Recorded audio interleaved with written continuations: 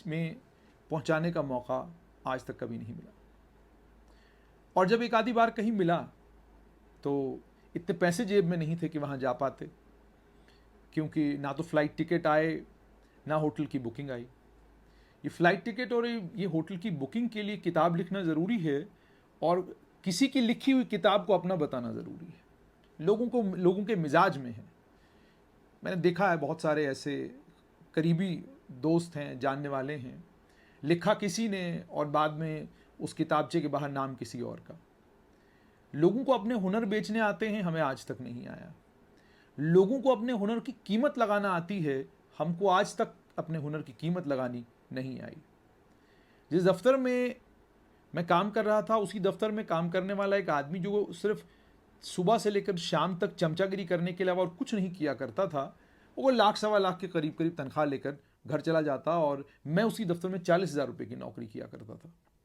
वजह उसकी ये कि हुनर बेचते कैसे हैं, हुनर की कीमत क्या है, ये कभी हमें समझ में आई नहीं। उसकी शायद एक वजह ये भी है कि मैं जिस इलाके से आता हूँ, डोडा से आता हूँ, और डोडा के पीछे एक गाँव है कलिहांड, वहाँ से आता हूँ।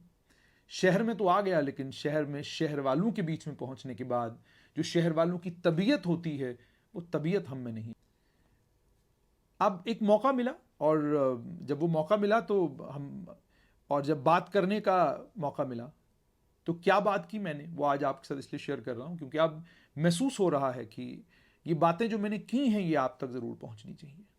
ये सब कुछ जो मैं कह चुका ये आप तक ज़रूर पहुँचना चाहिए, ताकि कम से कम लोगों को ये तो पता चले कि मैं किसी मजबूरी या मैं किसी परेशानी में नहीं हूँ कोई बात कर रहा हूँ। जो बात मैं कर रहा हूँ, जिस तरीके से, जिस प्लेटफॉर्म से मैं जो बातें कह रहा हूँ, वो मेरी सोच है, वो मेरा मानना है। ये कोई मजबूरी नहीं है कि ठीक है इस वक्त हालात जो हैं वो इस तरह के हैं, तो चलिए इस मजबूरी के वक्त में मैं इस तरह की बातें करूँगा तो इससे क्या कहते हैं मेरी बड़ी वाहवाही होगी। उसकी मुझे कोई ज़रूरत नहीं है।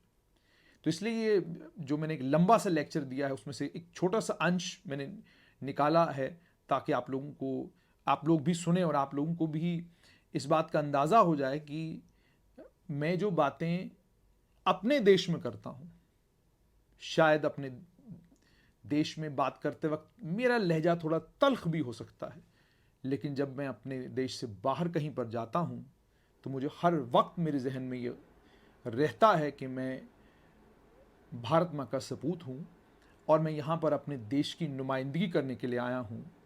मेरे देश से मुझे शिकायत हो सकती है, मुझे सिस्टम से शिकायत हो सकती है, पर ये जगह वो शिकायतें दुनिया को सुनाने की नहीं है। ये जगह है अपने देश की नुमाइंदगी करने की, और ये जगह है वो सच बताने की जिस सच को दबाया भी गया और जिस सच को छुपाया भी गया।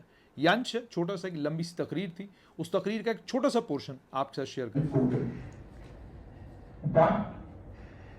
What I realized when I was working as a print journalist is print journalism has always been controlled. It has always had its inherent biases, prejudices. In the case of Jammu, I'm talking specifically about Jammu and Kashmir because I'm not aware what is happening in the rest of the world. I'm talking about Jammu and Kashmir. I'm talking about the institutions which have been extensively quoted all over the globe. I've worked in those institutions, and I'm saying with authority they have had their biases, they have had their prejudices, and I reflect it right now. We have a galaxy of people here. There are journalists here, there are writers, there are intellectuals, there are so many people over here, and you all have read and you all have heard about Jammu and Kashmir a lot. Can anyone sitting here tell me how many forced migrations have taken place in Jammu and Kashmir since 1947? How many of you know about the forced migrations in Jammu and Kashmir? Is there anyone who can tell me about the number of migrations you have heard about? You might have heard about Kashmiri Pandits. They migrated from Kashmir Valley. They're living in Jammu. But what print media and what this mainstream media, we call it mainstream media, did with the news that I'm going to narrate.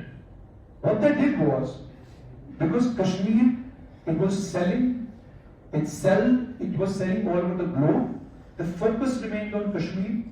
The migration that became focus of the entire globe was the migration of Kashmiri Pandits. I'm not saying that goes bad, that goes good, because it actually helped Kashmiri Pandits, Kashmiri migrants. They were given quarters, they were given benefits, a package was announced for them. But you'll be surprised to hear that PUJK refugees, the refugees from Pakistan, we call it occupied Jammu and Kashmir, they call it administered. So the refugees from Pakistan occupied Jammu and Kashmir, nobody rehabilitated them in Jammu and Kashmir. Government did something for them, but whatever they did was on their own. Then comes West Pakistan refugees. They are the second class of refugees. These refugees were left on their own, and you will be surprised to hear that they have been rehabilitated, and now they were living in Jammu and Kashmir, but they were not allowed to vote in the assembly elections in Jammu and Kashmir. They have got the right to vote after 5th August 2019. Then comes third class of refugees. They are the ones who were victims of terror. They had to flee from Doda, they had to flee from Rajouri, they had to flee from so many areas.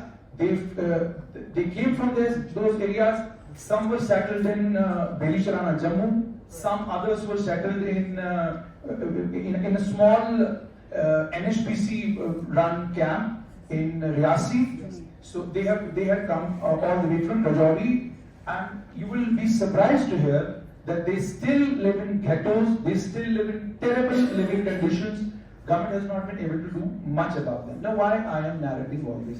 I am narrating all this because since the coming of this digital media, what has happened that those stories which were difficult to narrate, who had no buyer in New Delhi, who had no buyer in the mainstream media, we have started narrating these stories in the way they should be narrated to the entire globe. I am working on the social media since 2016.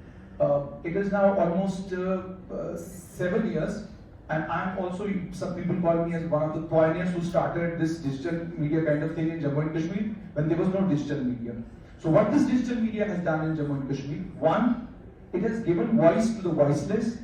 Two, the issue of forced migration. It's not only one kind of migration that should be talked about. There are several other migrations that have taken place in Jammu and Kashmir. How they have taken place, what happened to those people who migrated, how they are living now, what are their living conditions, that all is being reported right now.